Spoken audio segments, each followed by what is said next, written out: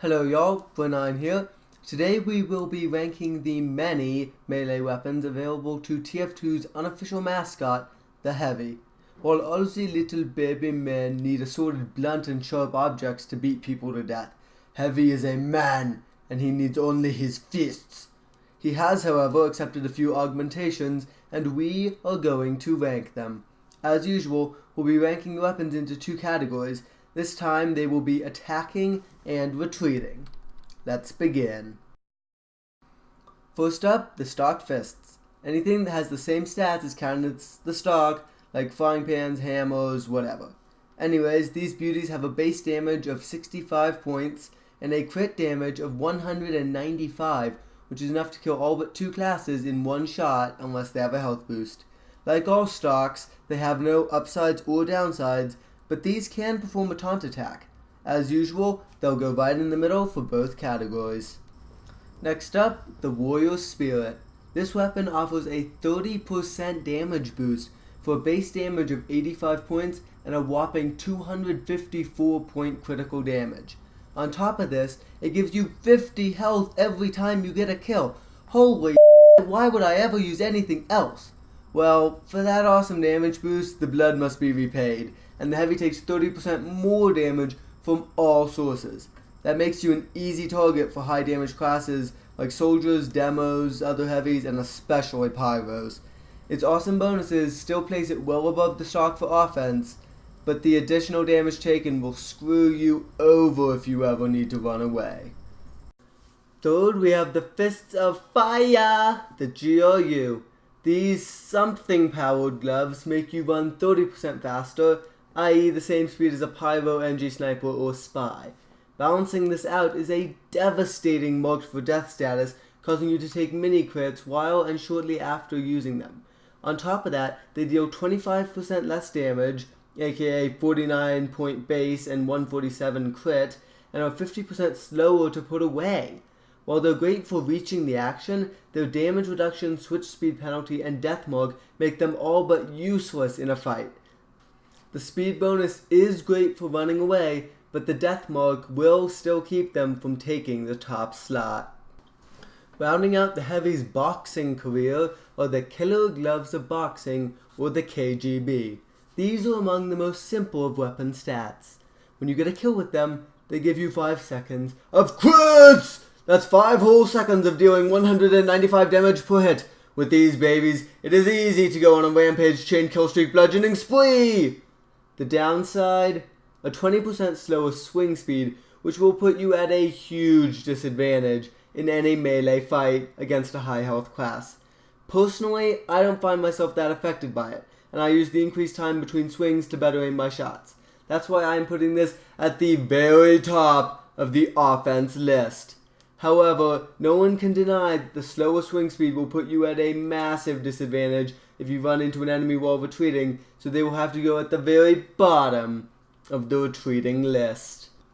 Finishing off our soft covers is the Holiday Punch.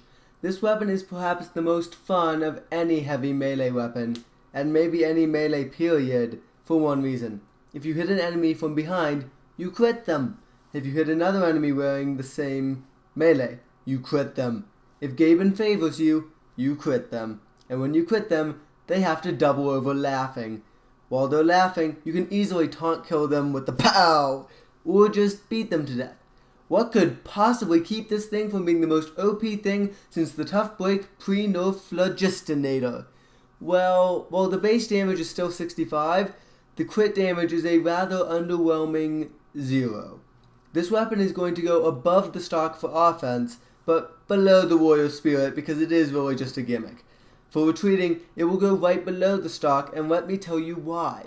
When you stun an enemy, there's a psychological barrier that keeps you from retreating to safety. They're helpless. You want to get that taunt kill, or at the very least beat them to death.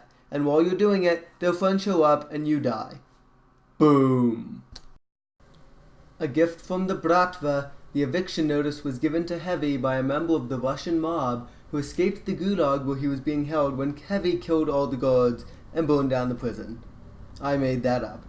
Anyways, it deals 60% less damage than the stock for a measly 26 damage, but it fires 40% faster for an effective damage penalty of only 20%.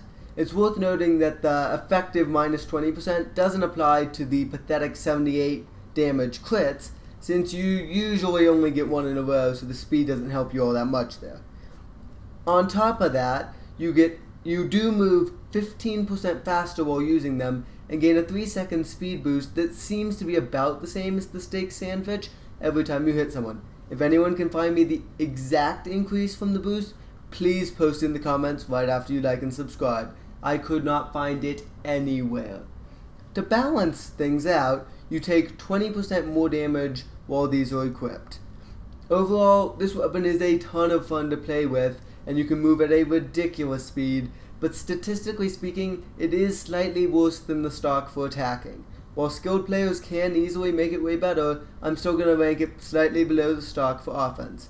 For retreating, however, it is amazing.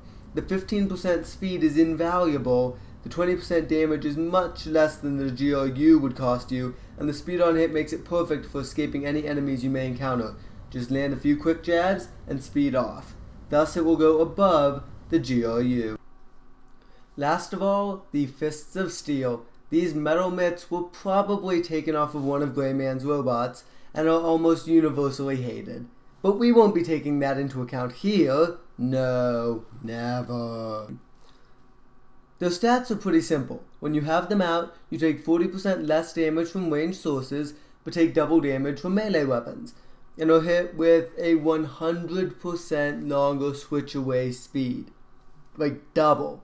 Basically, you're harder to shoot down, but easy to beat down. Honestly, the community's right. They suck for attacking. The 40% range resistance is useful, but it pales in comparison to the fact that a scout can beat you to death in under 3 seconds, and you can't quickly switch to any other weapon to deal with people when they get close. Therefore, it will go near the bottom of the attacking list, just barely above the GRU.